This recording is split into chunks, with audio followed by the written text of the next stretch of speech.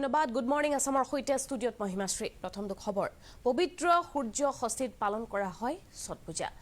উদিত সূৰ্য দেৱতাক আৰাধনা কৰিছে পুৱাৰে পৰা ভক্তসকলে। ছট পূজা উপলক্ষে পুৱাৰে পৰাই পাণ্ডুপৰ্টত দেখিবলৈ পোৱা গ'ল বহু সংখ্যক লোকৰ ভিৰ আৰু পুৱাৰ ভাগতে দেখিবলৈ পোৱা গ'ল পাণ্ডুপৰ্টত মুখ্যমন্ত্ৰী ডক্টৰ হিমন্ত বিশ্ব শৰ্মাক। ছট পূজাৰ শুভেচ্ছা জনাইছোঁ। আজি আমাৰ পাণ্ডু ঘাটত ধুনীয়াকৈ ছট পূজা হৈছে। ৰাতিপুৱা আহি সকলোকে মাত লগালোঁ। এই পৰিৱেশ আমি দেখুৱালোঁ। ইপিনে হাওৰা ঘাটতো পুৱাৰে পৰা বহু সংখ্যক ভক্তৰ ভিৰ পৰিলক্ষিত হয়। এই পৰিৱেশ আমি দেখুৱাইছোঁ। এয়া হৈছে হাওৰা ঘাটৰ পৰিৱেশ। এক প্ৰতিবেদন আগবঢ়াইছোঁ আমাৰ স্থানীয় সাংবাদিক গৌতম চান্দৰ।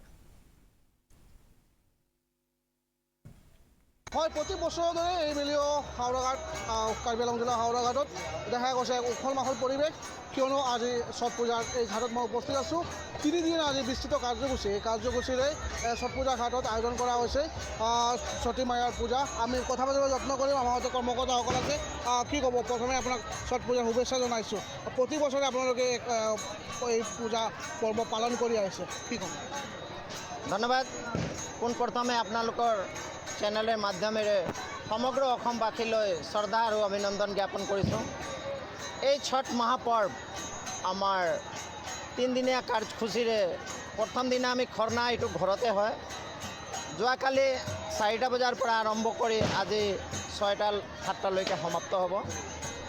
সেয়ে সমগ্ৰ অসমত এই পূজাটো আমি শান্তি আৰু দীৰ্ঘায়ুৰ কাৰণে কৰোঁ। গতিকে আমি সেইটোৱে মানে এটা মেছেজ দিম ছট পূজাৰ উদ্দেশ্যে, যে গোটেই অসমত যাতে শান্তি আৰু আমাৰ সকলো মিলি যাতে এই পূজাটো পালন কৰোঁ, মানে কৈ মই ধন্যবাদ। হয়, নিশ্চয়কৈ এইদৰে সকলোৱে পুৱাৰ ভাগতেই ওলাই আহে তেওঁ নিজৰ মংগলাৰ্থে কামনাৰে। আমাৰ সৈতে আন এজন বক্তা আছোঁ, কি ক'ব? প্ৰতি বছৰে আপোনালোকে পূজা আপুনি ক'ব বিচাৰিছোঁ বাবা, যাতে আমাৰ যুগত, আমাৰ দিনত যেনেকৈ ভালকৈ এইটো পূজাখন আমি পৰিচালনা কৰি গৈছোঁ, আন দিনতো মানে এনেকুৱা আমাৰ শান্তি সম্প্ৰীতি থাকি এইটো পূজাটো আমি আগবঢ়াই লৈ যাব লাগে।